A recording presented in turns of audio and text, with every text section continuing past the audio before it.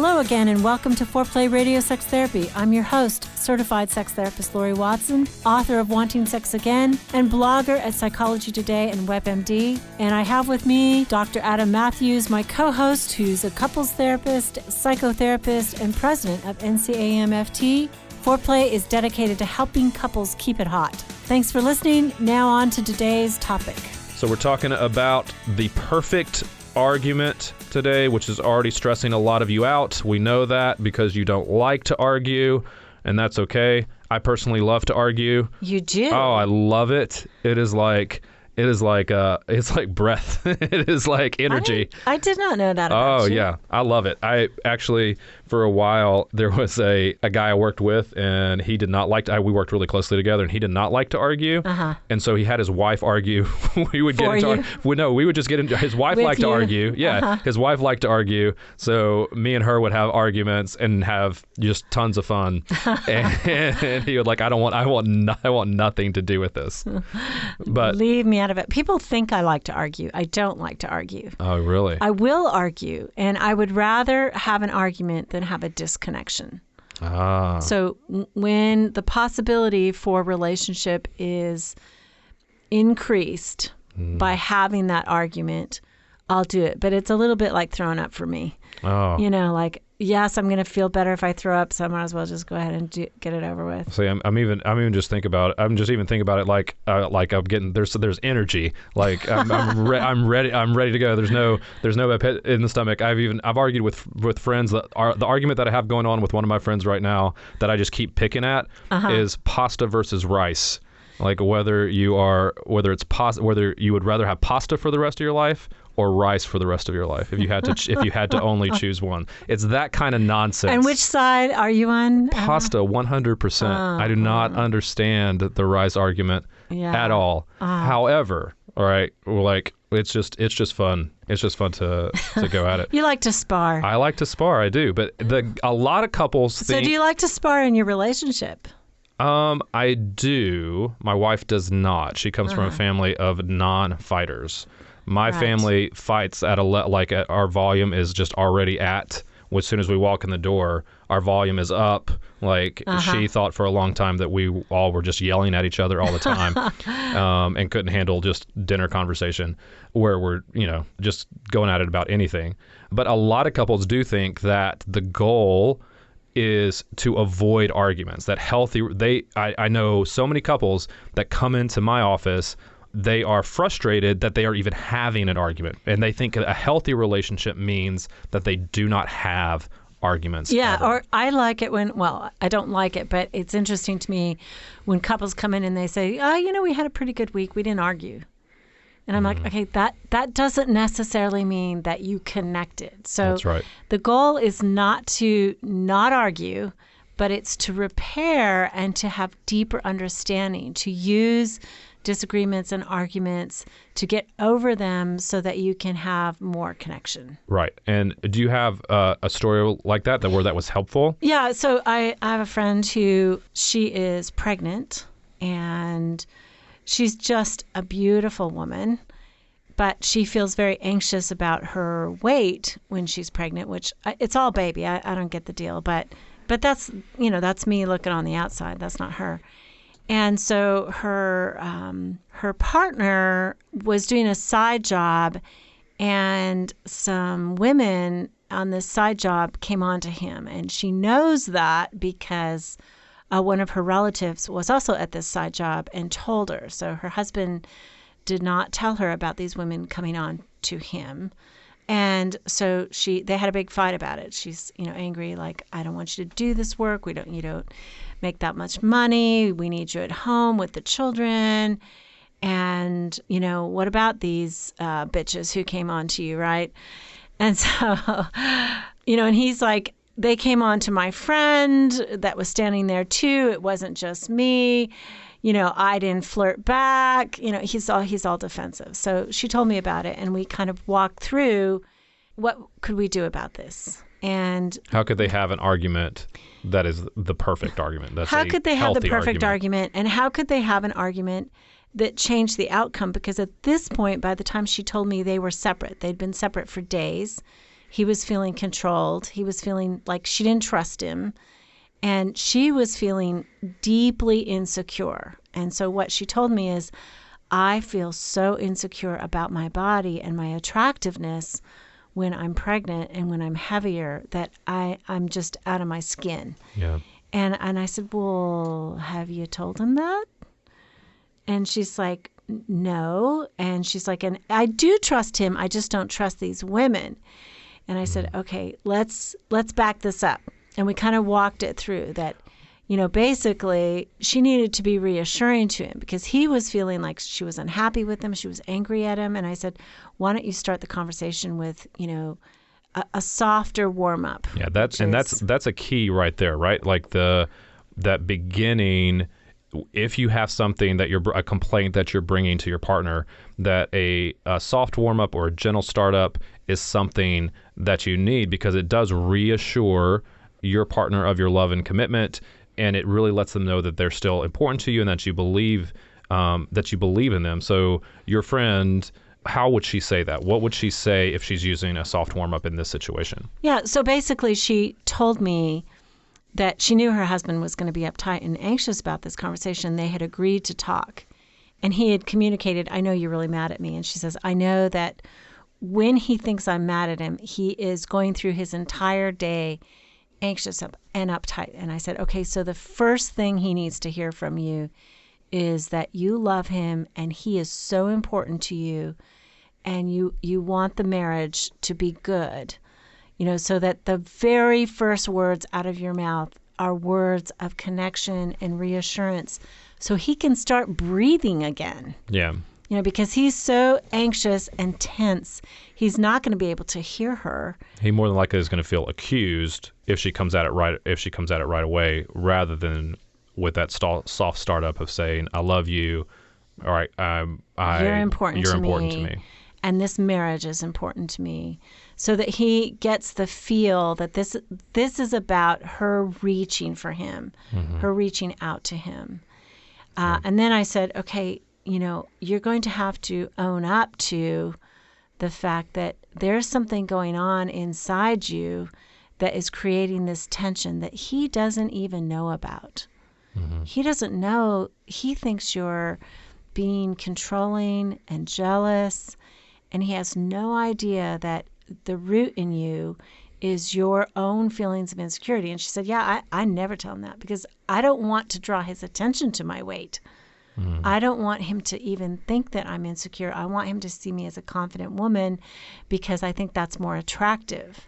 Yeah, but the problem is that complicates, not saying that complicates the message that you are trying to say. Exactly. Right? Because your partner then doesn't know where you're coming from, right? By saying that, by being vulnerable enough to share her insecurities there, it gives him the chance to be more compassionate and more empathetic and more understanding of what's really going on with her. Right. And when somebody is sharing, when our partner shares with us a vulnerable part from the inside, it like sucks us to them, right? I mean, because we often, as people who love our partners, we want to meet their needs. We are seeing their need now, and it draws us to them, which I think the terror is if I tell my partner my real inner feeling, they're going to dismiss it, like I was dismissed in childhood. They're going to take advantage of it. All kinds of fears come up, and so we don't tell the truth to each other. Yeah, and so it makes it hard for us to respond in kind. But the other thing that she really needs to do, as she kind of is vulnerable of that, right, she needs to state her complaint really clearly. Yes. Right, exactly what she is frustrated about, right? Which in this case would be something along the lines of, I'm having all these insecurities, and I don't like the idea that you did not tell me about these women that came onto you. And because I'm feeling so insecure right now. I think it's all one piece so that it doesn't feel just like control or that he's been bad. Right. Because he hasn't actually been bad. He's actually a totally committed guy.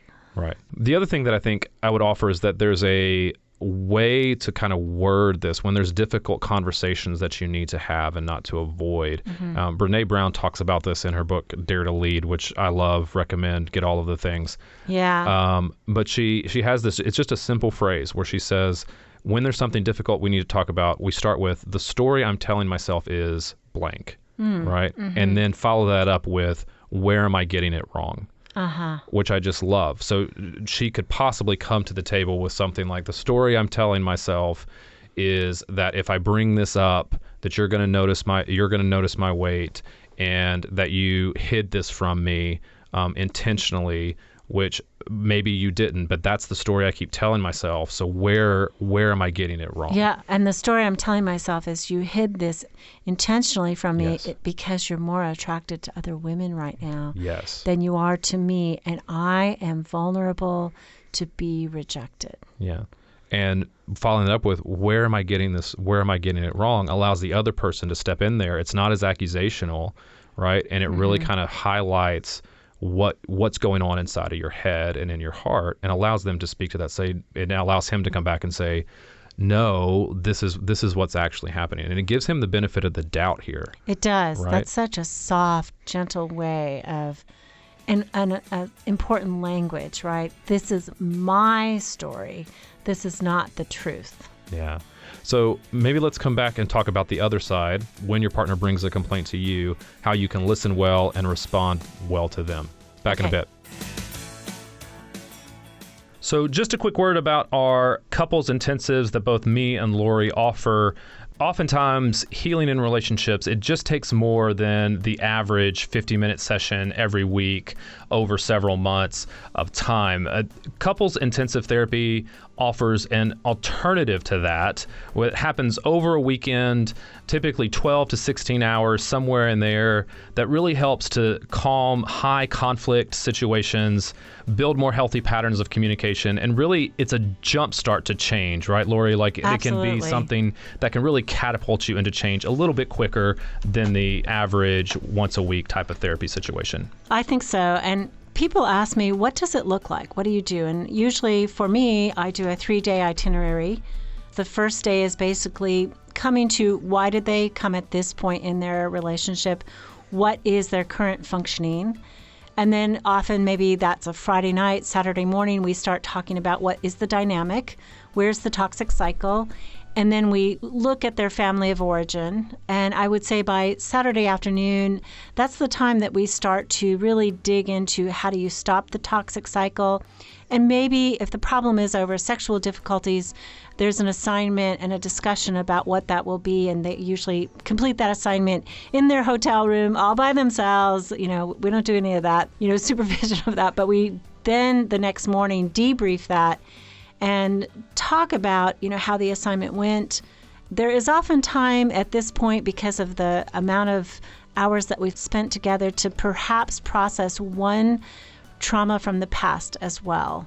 So, it's a really intensive way of working. It's my favorite way to work. And, I'm reducing kind of my weekly caseload at this point. So this is where I'm directing my efforts in clinical work. Right. You also get a post-intensive action plan to take home with you to follow up. We plan how you can continue this work for you. But we'd be happy to talk to you more about if you feel like an intensive is right for you, whether it'd be good to work with me or with Laurie. So give us an email at info@foreplayradiosextherapy.com. All right, we're back talking about the perfect argument and how the goal is to use arguments to repair and have a deeper understanding of each other and to drive connection. We talked about in the first half how to bring a complaint, right? Yes. How to bring it up well, how to use soft startup, how to state your feelings and state complaints clearly and be vulnerable in that. So let's talk about, Laurie, the listener side of that. When I bring a complaint to my partner, or when my partner brings a complaint to me, what can I do? How can I receive that well to really have a better argument there from my side? So I think that the first thing we need to do as the listener is hold on to ourselves. Like, hold on. Comfort yourself. Tell yourself, you know what, we have all day to talk about this. We have, a week to talk about this. We have a lifetime to talk about this. it's important that this moment go well. I'll have my chance. This is my inner world. I'll have my chance to tell my side of the story. What's really important right now is for me to give my partner my undivided attention and hear their side. No matter how crazy it seems, I want them to feel heard. And we do that. Some of the process with how we do that is by shuffling in small, clear statements about what we're hearing. Yeah. So her husband needs to say, I am so relieved to hear that you love me and that this conversation is about us and that you want the marriage to be okay. Yeah. And this is even sometimes repeating back exactly what you heard. Exactly. And asking, am I getting that right? Right. Right. So I have a lot of couples where they're afraid to say the exact words because that feels, they somehow think that that's more hollow if they just do that. But it is so helpful in the work to make sure that you're being clear. What I heard you saying was you're really worried about how I'm viewing your weight. Yes. Right. Or it's what you just said. I want to highlight that because I think it's a balm to our soul when our partner uses our words. I have a friend who often when I'm listened to picks up the exact phrase I've said, repeats it, and then says their part. And it's like, yeah, you're hearing me. You're really hearing me. You're using my words. Yeah. I just feel so good. Yeah, you're being completely present with the other person when you're repeating back to them what they're saying, and it really helps there not be any confusion, right? In the messaging and being able to say that phrase to me too is am I hearing that right? Is so key to me as well. Because it gives the other person a chance to say, no, you're missing it just a bit. But it shows interest. It shows a desire to get it. It shows a desire to be corrected, too, in your viewpoint. Right, it's an openness, exactly, to be corrected if I've misheard something. Yeah, and I think that's beautiful. And that just even doing that is going to be helpful as the listener. And you got to say something like every couple of sentences. Sentences. Don't let your partner talk for a page worth of words before you interrupt. I mean, interrupt with something every couple of sentences. Yeah, this makes it a two-way conversation. Or, so you mean this, you mean this, you mean that, you mean, back and forth. It's like, don't let your partner go on because as they go on, even if you're staring at them, they won't actually know that it's penetrating you, that it's getting into your mind unless you let what's going into your mind out your mouth. Yeah, for sure. And I think I have a lot of clients that maybe feel like their partner goes on and doesn't know how to interrupt them and feel like interrupt them well. And I would just offer the phrase, all of what you're saying is so important. I want to make sure I don't miss anything. Right. Yes. The idea of just asking them to slow down and say, let me make sure I'm getting that part before you go on to the next part. Exactly. Like, I think is just, it's if you have, I know there's lots of people that just, they process externally. And so if they get going, they can talk for a long time. And I would just say being proactive to helps them slow down and ask them to kind of repeat things back to you, make sure you got it right, but value the idea that they have so much to say that all of it is important and you don't want to miss it, I think helps chop that up a little bit. That phrasing is saying to them, I mean, it's beautiful because it's saying to them, everything here, all of this stuff, all this mess that you're giving me is important to me to understand, to get straight in my head, to really feel with you about what you're going through. I mean, I think that the reason sometimes the sender, the deliverer of the message gets frantic and ramped up is because they're not getting enough verbally back from their partner. Yes. Yeah. And the partner often, especially if there wasn't a soft warm-up, feels like deer in the headlight. They're actually retreating and withdrawing in their mind to their own argument. I can't wait till you get done so I can tell you how it really is. Yeah. And I think that's important. That's one of the toughest parts is to wait on your defense. Right. And I think you mentioned having knowing that you have enough time to have both sides of that conversation. But I think they have to, if my partner is bringing something to me, I have to begin to slow my own mind down, reassure myself that we have time, and reassure myself that I'm not under attack, right? And that I'm not being accused, so that I can really hear what my partner is having to say. And these are difficult. I mean, we all feel when our partner brings something to us, I think initially this sense of being under attack, being a disappointment to our partner is such a hard thing, but it's natural. Like if we love our partner and they're unhappy, it's human to feel like, oh, I don't want to be a disappointment to you.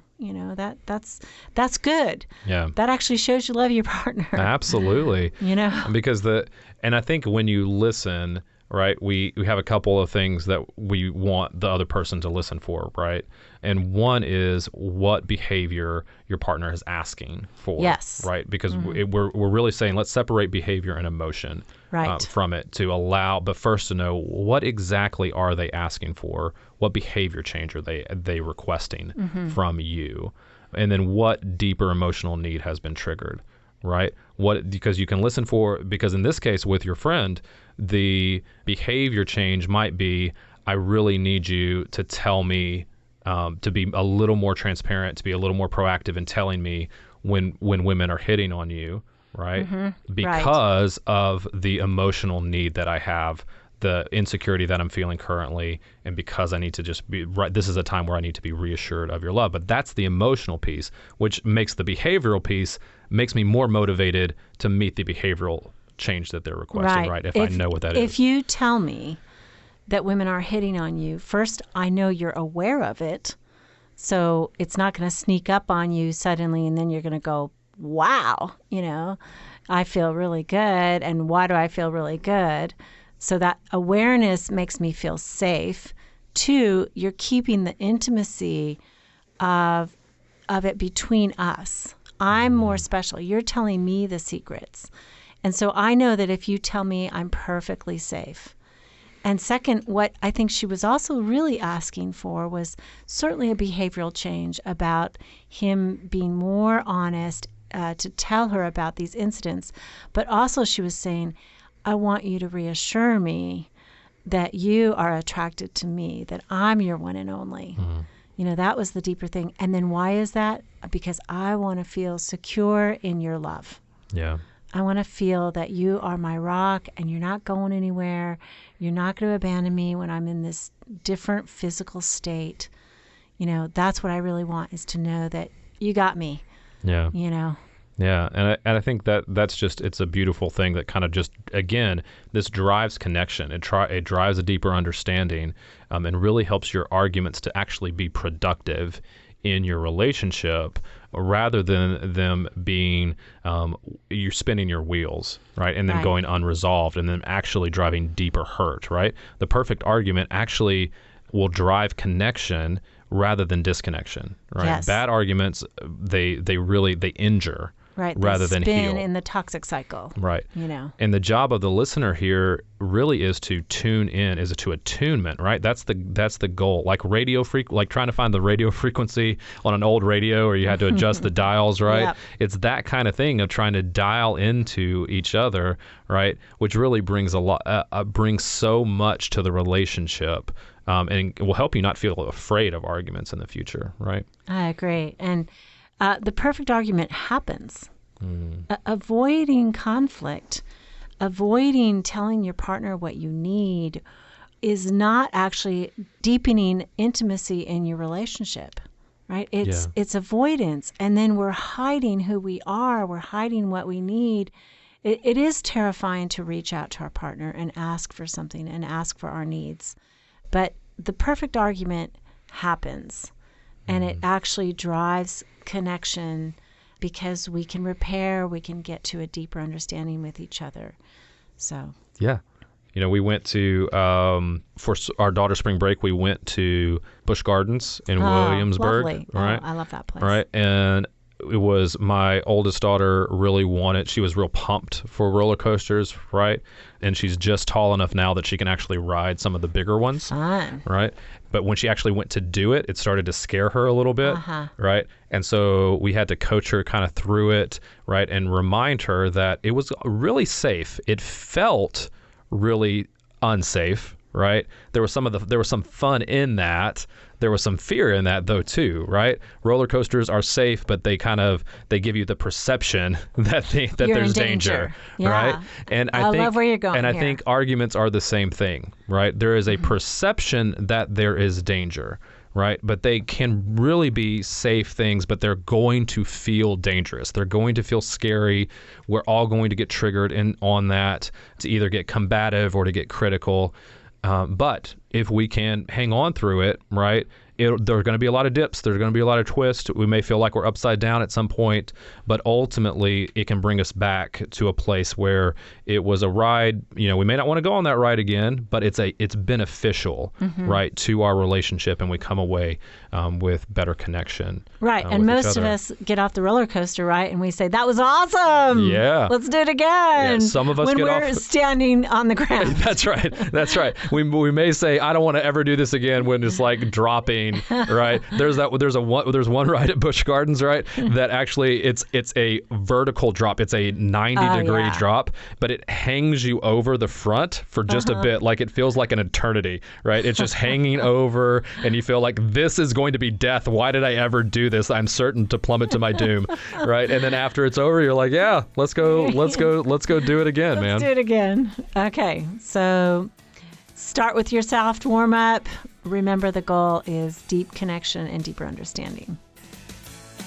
You can now call in your questions to the 4Play question voicemail. Dial 833-MY-4Play. That's 833-4-PLAY. And we'll use the questions for our mailbag episodes. Hey, help us stay on top here at 4Play. We'd love it if you would subscribe and share it with your friends. And please take 1 sec and rate and review us. Thanks so much.